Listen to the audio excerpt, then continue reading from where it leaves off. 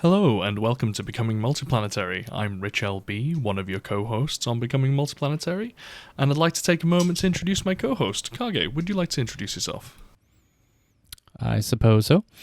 Hello everyone, I am Kage, also one of the co-hosts of Becoming Multiplanetary, and today we have a interesting two-parter episode, part of our Rovers mega series. Today we'll be talking about the Spirit Rover, and then in the next part of this, we'll talk about the Opportunity Rover.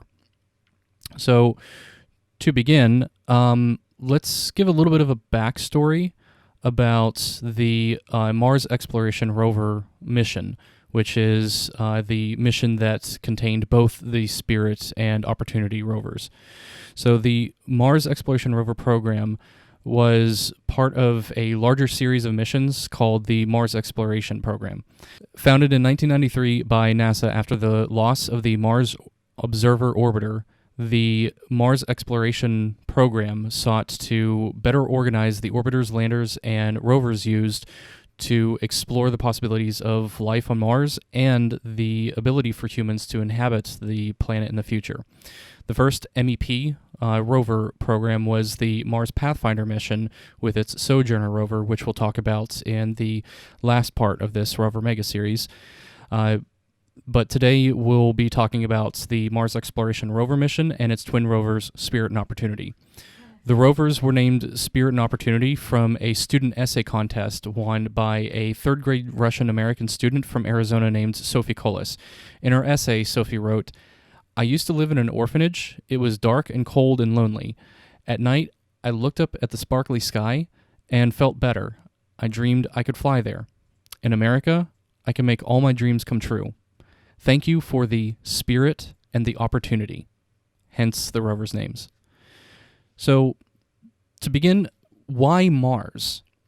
And this is a really interesting question, and it's actually summed up very well on the Mars Exploration Program website, mars.nasa.gov, where they state, quote, "There are several strategic, practical, and scientific reasons for humans to explore Mars. Among them, we know that Mars is the most accessible place in the solar system. Additionally, exploring Mars provides the opportunity to possibly answer origin and evolution of life questions, and could lead someday to be a destination for survival of humankind. So, just a quick introduction to the Mars Exploration Rover program. The Mars Exploration Rover mission, or MER, consisted of rovers MER-A, Spirit, and MER-B, Opportunity, which launched on June 10th, 2003 and July 7th, 2003, respectively, atop Boeing Delta II 7925 9.5 rockets. Although Opportunity launched aboard the heavy version of the Delta II due to the extra Delta V needs for the trans-Mars injection, since Mars at that point was getting further away from Earth in its orbit. And Spirit landed on January 4th, 2004 at 4:35 a.m. UTC in the Gusev crater, whereas Opportunity landed on January 25th, 2004 at 5:05 a.m. UTC in a small crater called Eagle in the Meridiani Planum flat plains. So Rich, why don't you tell us about the mission objectives for both Spirit and Opportunity? Sure, no worries. So, when these missions were put together and sent, they obviously had objectives to complete whilst they were on Mars. Now, there were 7 objectives in total, and so we'll list through them. So the first one was search for and characterize a variety of rocks and soils that hold clues to past water activity. In particular, samples sought will include those that have minerals deposited by water-related processes such as precipitation, evaporation, sedimentary cementation, or hydrothermal activity. So effectively, the first priority here is looking for evidence of water on Mars, in a nutshell, through various means as listed here. The second objective was to determine the distribution and composition of minerals, rocks, and soils surrounding the landing sites. Now, these rovers are, in essence, geologists. That's what they're sent there to do. They're sent there to look at rocks. And thing is, when you just say it, you're just sending something there to look at rocks, it does sound a bit blasé, but honestly, you can learn so much from the geology of Mars. It tells us so many things about the characteristics and atmosphere of Mars, even to the past evidence that we have found of water and life on Mars. Well, not life, sorry, the biological processes with silica, but we'll get to that later. The third objective was to determine what geologic processes have shaped the local terrain and influenced the chemistry. Such processes could include water or wind erosion, sedimentation, hydrothermal mechanisms, volcanism, and cratering. Now, this is about, again, geology, but this time how the geological effects of Mars shape its landscape. One I can think of off the top of my head is we see some very interesting rock formations on Mars, and we're trying to figure out how these rock formations had come to be. So by studying these processes, geological or otherwise, in nature that we can study on Mars, we find out the answers to how things on Mars form the way they do. Objective 4. Perform ground truth. It does go on to explain what this ground truth is. It's calibration and validation of surface observations made by Mars orbiter instruments. So we have a couple of orbiters going around Mars right now, and they're taking images of the Martian surface. Obviously, one of the things that they can do is they can use the rovers to verify these images from the orbiters. So the orbiter will be passing over the landing sites of these rovers, taking images, and then from these images that are top-down, scientists can then use those top-down images to identify potential things to look at, and the rovers will then be able to go verify these things that they've spotted from the orbiters. So that's what number 4 is. So ground truth, meaning to verify what they saw from the sky. Objective number 5. Search for iron-containing minerals. Identify and quantify relative amounts of specific mineral types that contain water or were formed in water, such as iron-bearing carbonates. So this one is to do with searching for minerals that specifically signify the past presence of water. Again, silica is going to be a note on this later in our spirit episode. Objective 6. Characterize the mineralogy and textures of rocks and soils to determine the processes that created them. To me personally, this sounds like some kind of taxonomy of minerals within each rock. So one I can think of off the top of my head is in the previous episodes we discussed curiosity and its ascent on Mount Sharp. And we did speak briefly about how, as they were going up the mountain, they were taking different sample points so they can compare and contrast the mineralogy of these rocks as they ascent up the elevation. So, again, by having an overall look at these multiple sample points, it gives us a picture of what's going on there geologically. And lastly, the 7th one, search for geological clues to the environmental conditions that existed when liquid water was present. Assess whether those environments were conducive to life. So this one's a little bit more... It's a little bit more difficult to explain. So for this one, when they talk about geological clues to environmental conditions, they're referring to if there is anything within these rocks that dates back to a period that shows that Mars could sustain life, and the way it would do that is, as you have sedimentary rock, it's basically a time capsule.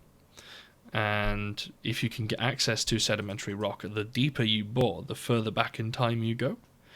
And if you manage to get a side-on fragment of sedimentary rock, that gives you access to bore wherever you would like. And that gives you access to a certain time period. And they would find and identify candidates where they could do this kind of procedure, and then take a sample of the rock and see what conditions were like back then and whether Mars could have supported life in the past. And that's all the mission objectives, Kage. So with that, Kage, would you like to talk us about a little bit of the specifications of spirits and, well, technically also opportunity, seeing as they share the same hardware? Absolutely. Thanks, Rich. So yeah, both rovers were 6-wheeled and solar-powered, which actually proved to be a bit of a challenge for them. We'll get into that in probably in the opportunity episode. They stood 1.5 meters tall, or about 4.9 feet high, and 2.3 meters, or 7.5 feet wide, and were about 1.6 meters, or 5.2 feet long. So about the size of a small golf cart. In the main body, the rovers had a box-like chassis called the Warm Electronics Box, which was also called the Web. And this design actually is still in existence today with both the Curiosity and recent Perseverance rovers. Of course, it's been upgraded and it's much larger in Curiosity and Perseverance, but the concept has survived still to this day with modern rovers.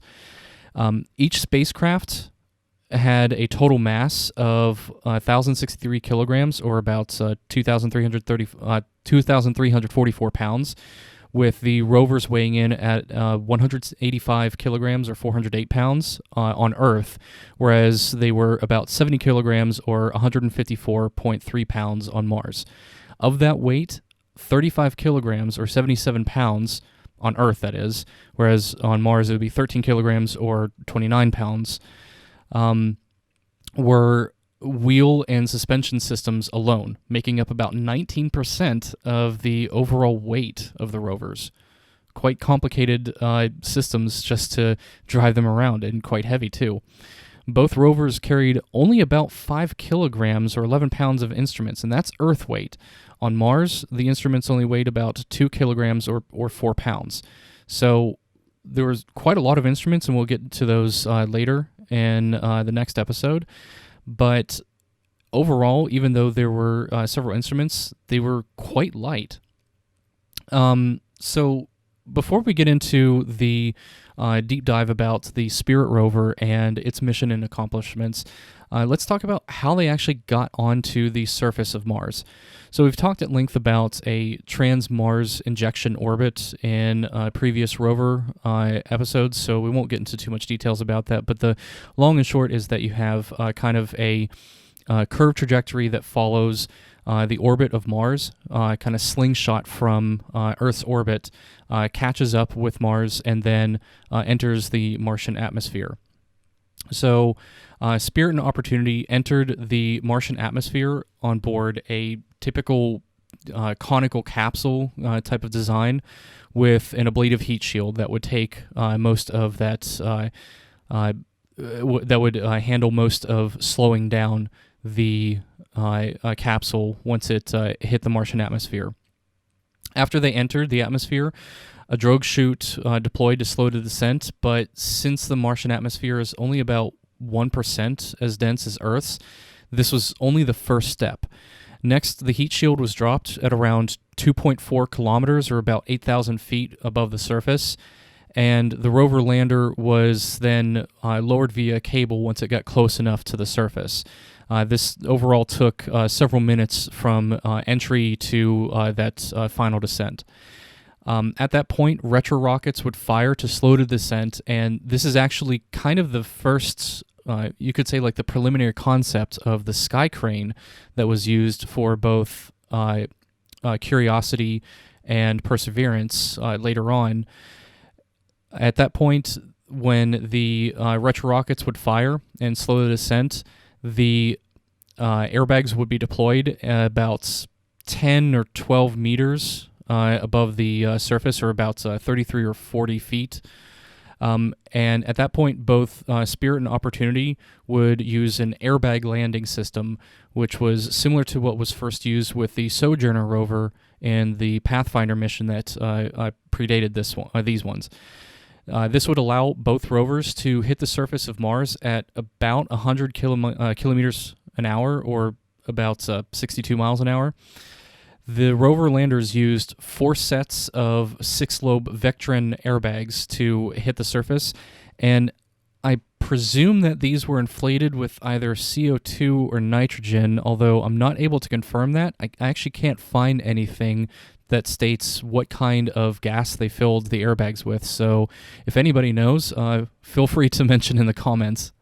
I was going to say, yeah, just if anybody does know what the airbags were filled with, feel free to, just let us know in the comments. Yeah, absolutely. Or if you'd like to let us know, here's a hot plug.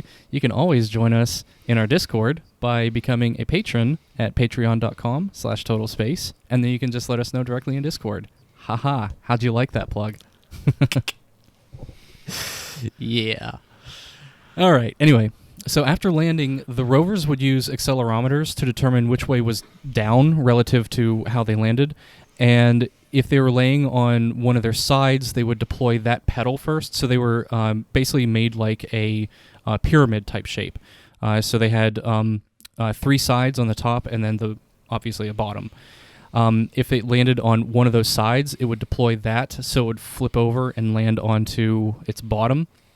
And then once it would detect that it was upright in a resting position, they would then start retracting the now deflated airbags and deploy the remaining pedals.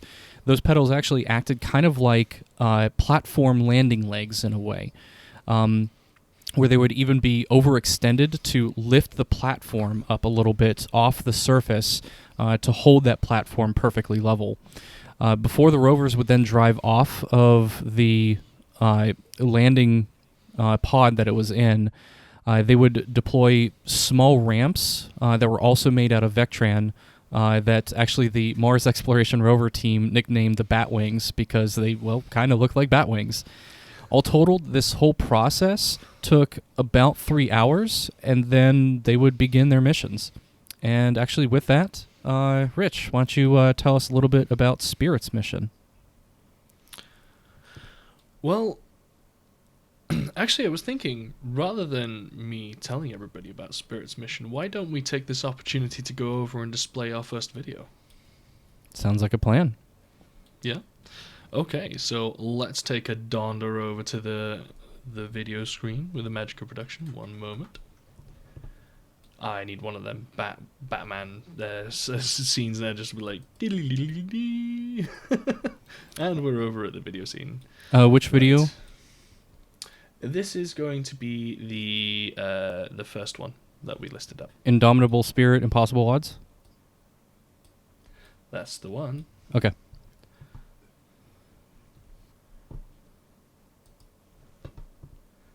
I'm just getting the video set up now.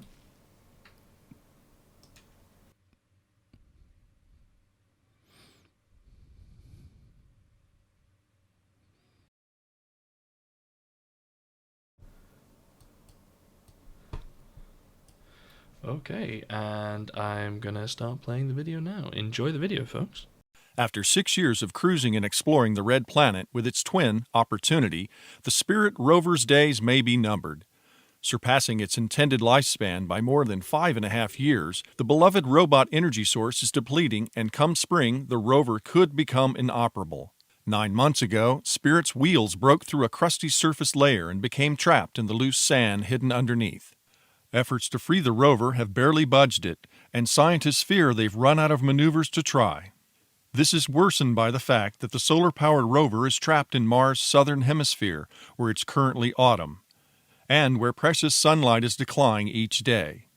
Additionally, Spirit is tilted in a way that does not offer its onboard panels the best position to collect the necessary solar energy to power its operations, and generate enough heat to survive the planet's frigid winters. Scientists are still working to improve Spirit's angle in the hopes that rover might be able to collect enough power to continue doing research from its stuck position. Something that lasts almost 6 years, when it was only supposed to last 90 days, you got to be joyful that that thing has been so tremendously successful. Meanwhile, Spirit's sister rover, Opportunity, keeps rolling along. Currently, it's making the 7-mile trek from Mars's Victoria crater to the Endeavour crater to continue its research. And there we go. That's the end of the first video. So, as we can see there, Spirit certainly lived up to its name and needed to show a lot of spirit in order for it to complete the mission that it did and get as far as it did. But you gotta hand it to the people that controlled the mission at NASA. They came up with some pretty ingenious ways around things. Indeed, they did. And it's worth noting that that video was from January 19th, 2010. So a little over 11 years now. Hence the not quite great quality on the video, but yeah, one thing of particular note from that video that they highlighted is that the Spirit rover and of course also the Opportunity rover both only had a rated mission cycle of 90 days. And 90 Martian days, which is a bit longer than an Earth day. So that would be what? How long would that be? About 100. I think it's only a little bit extra because there's only. I think is it not like 40 minutes extra day on Mars per day? So if you have 40 minutes every day, add them all up, get your minutes, and then work it out. You can work out the difference. Yeah, so it's they call Martian days sol, borrowed from the Latin word for sun, and to quote Wikipedia, a sol is slightly longer than an Earth day. It is approximately 24 hours, 39 minutes, and 35 seconds long. So a Martian year is approximately 668 sols, or equivalent to approximately 687 Earth days, or 1.88 Earth years. So the Spirit and Curiosity rovers, the Spirit and Opportunity rovers were rated for only 90 days of a mission, but Spirit lasted for well into 5 years. So quite a long time for it to last, and one of the things that really enabled that were several surprise sandstorms that were not really expected to happen, and kept cleaning off the solar panels on the back of both Spirit and Opportunity, and enabled them to extend their missions over and over and over again. Yeah. However, Spirit's mission was pretty fraught with some out of left field things that just happened to crop up out of nowhere. So from the get-go, I think Spirit's mission was an uphill battle, because where they landed, the terrain was very rough in comparison to Opportunities, which we'll talk about later. So, as you said, they Spirit landed, I believe it was in the Gusev crater. Yeah, so where it landed in the Gusev crater, when they got the first shots back in, there was quite a lot of jagged rocks, small ones, but still quite a lot of jagged rocks. And as they drove away, the terrain was pretty unfriendly around there. So initially it was quite a bit of trial and error to try and find a path forward with Spirit. Yep. And actually, the problems with Spirit started from the very moment that it landed.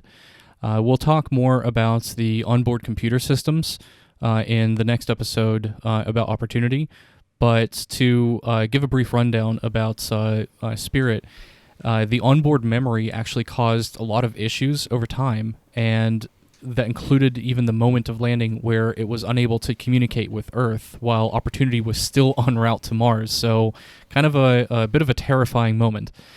So after a reformat of its flash memory, and with that being also the same thing that was applied to Opportunity just in case it might have the same issue, that issue was resolved and it was able to continue its mission, but its problems didn't stop there. Spirit especially had issues with its memory, sometimes failing to write data to its flash memory, and actually even on its 1,800th Martian day, or sol, as we mentioned earlier. It confirmed it received instructions to move, but it never did, and it also didn't write anything to its memory. Its did several scientific small missions and just didn't record anything. And after some investigation, it appeared that damage was beginning to build up in its memory circuits due to cosmic background radiation that was continually bombarding its computer system. So Spirit indeed had quite a rough journey, but it still carried on and lasted for 5 solid years. Fun fact about the flash memory module, it wasn't just a reformat they did. So they tried several things to begin with. They knew it was a software issue, but they weren't sure what it was. So what they actually did is they deleted a few of the files that were in the corrupt areas. They just deleted a few files and then reformatted it, and it came online. Yep. So, shall we get into some of the mission accomplishments from Spirit? Yeah, sure, Kage. So, Spirit had pretty much like 5 major accomplishments, more or less. So, from the let's start from the beginning of the mission and then work its way towards the end. So, in 2004, it discovered a surprising variety of bedrock in Columbia Hills, which I believe was not far from its landing site, which, by the way, they named the Columbia Memorial Site in honor of, in memoriam of the Columbia disaster, what happened there. So they actually named Spirit's landing site the Columbia Memorial Site. And then in Columbia Hills, not far away, they discovered a variety of bedrock showing a complex geological history for the region. Some of the rocks showed evidence of alteration by water. So effectively, you would see on the surface of the stone, you might see little rivulets within the stone, showing that water once flowed over the stone. In 2005, it captured several movies of dust devils in motion. Now, these were the aforementioned dust devils that Kage had mentioned, which enabled the rovers to have mission extensions, as they were responsible for clearing the dust. Now, whilst they did, yes, deposit dust, at the same time, they cleared what was there, and it usually ended up being that there was less dust than there was when it first started in encountering these dust devils. And when it captured these dust devils, people could really study the effects of wind in the Martian atmosphere, because you could see the formation as it was going by. This is also the time when it started making its trek to the apex of Husband Hill, which was its first encounter with really rocky and sandy terrain, and it stopped at several points to use the rock abrasion tool. We'll talk about the instruments in the next episode about Opportunity. And that's how it was making several of its discoveries. It was also from those dust devils that the power began to increase on Spirit. Usually it would only have about like 60% efficiency, or rather 60% of what it was expected to be getting on its solar panels, to around 93% from those dust devils cleaning off the back of the rover. And that was one of the many things that helped to significantly extend the lifetime of its mission. Finally, near the end of 2005, the rover finally reached the summit of Husband Hill, a small flat plane from which Spirit was able to take a 360-degree panorama. It was color-corrected to be true color because actually the rovers did not have color cameras on them. They would use black and white cameras with, like, for example, color filters or color correction that would be later added. A matter of fact, there is a really good video from Scott Manley where he describes the reason why rovers still use black and white cameras and will instead use color wheels or filters rather than having a color CMOS or other types of sensors. And what it really breaks down to is the ability to absorb a full spectrum of light, whereas with color filters, or rather color absorption sensors, you can actually miss some of the true color that you would want to capture, and it otherwise would actually limit their scientific ability. But anyway, moving on from that. So, actually, the point you were referring to on top of Husband Hill, it actually has a name. It's called Larry's Lookout, which is, I thought was interesting. Good old Larry. Oh, yeah. So, moving on to 2006, it churned up bright Martian soil at a place named Tyrone that contained much sulfur and a trace of water, actually. The material could have been a volcanic deposit formed around ancient gas vents, or it could have been left behind by water that dissolved these minerals underground and then evaporated where they came to the surface. So transport by medium of water, as it were, to displace the materials from their origin point. Later on, in 2006, it found evidence of an ancient explosion at a bright low plateau called Home Plate.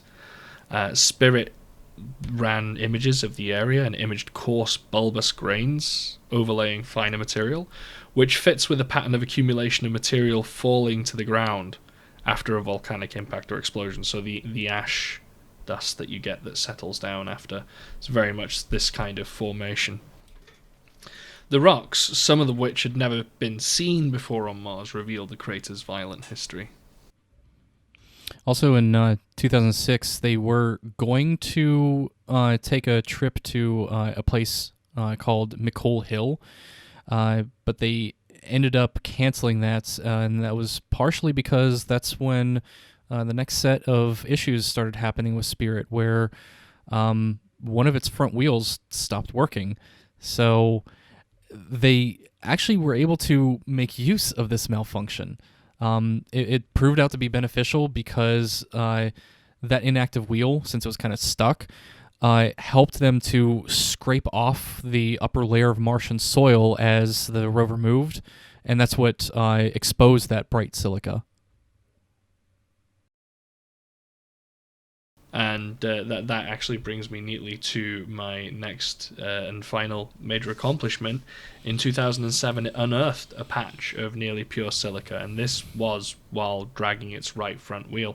What they figured out is by slamming Spirit into reverse, they can basically dig a trench if they slam it into reverse. And this is how they found the silica. There are pictures of it available on NASA. It just looks like you've got Martian soil, and then out of nowhere you've got this really, really white stuff just appearing where the Spirit dug this trench, and it's nearly pure silica. That's the main ingredient you get in glass panes, for instance. And the silica patch was nicknamed Gertrude Weiss, or Wiese. I think it's Weiss or Wiese. It doesn't look like Weiss, but it could be. It makes sense for it to be Weiss anyway. Provided strong evidence that ancient Mars was much wetter than it is now, because it was likely produced in an environment of hot springs or like steam vents.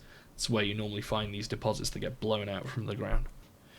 So all of those major accomplishments actually happened in quite a short amount of time, relatively speaking, only across the span of about 3 years, from 2004 to 2007. From 2008 on, Spirit really began to hit a lot more challenges within its extended missions, where, for example, in 2007, there were a lot of massive dust storms that actually affected both Spirit and Opportunity, and eroded their ability to operate efficiently, which was mainly due to lack of power being generated on the solar panels. Continued dust storms would relatively keep the panels clean, but with, for example, Spirit, its solar panel was only able to put out about 89 watt-hours per Martian day, which a normal amount would be about 700 watt-hours per day. So at that low of energy levels, it often had to use its own batteries, and if it would run its batteries dry, it would basically end its mission. So they had to be very careful with it, and it's really significantly slowed down its science opportunities. But in 2009, actually, there were a series of fortuitous events, such as the dust storms that ended up happening in early 2009, where it cleaned off the solar panels on Spirit, and by April of that year, 2009, it was able to get back to about 372 watt-hours per Martian day, which was sufficient for science activities to resume. That said, not long after that, in May of 2009, while driving south beside the western edge of that low plateau, home plate, that's when Spirit became stuck in soft soil and its wheels were not able to generate traction. And later that year, in November, they had another wheel problem where the right rear wheel also stopped working. So Spirit was starting to show its age and was beginning to slow down. That said, they were able to continue its mission for a little bit longer in 2010, and this might actually be a good segue point, Rich, to show the second video about Spirit Renewed. No worries, then let's do that. I'll just get the video up now.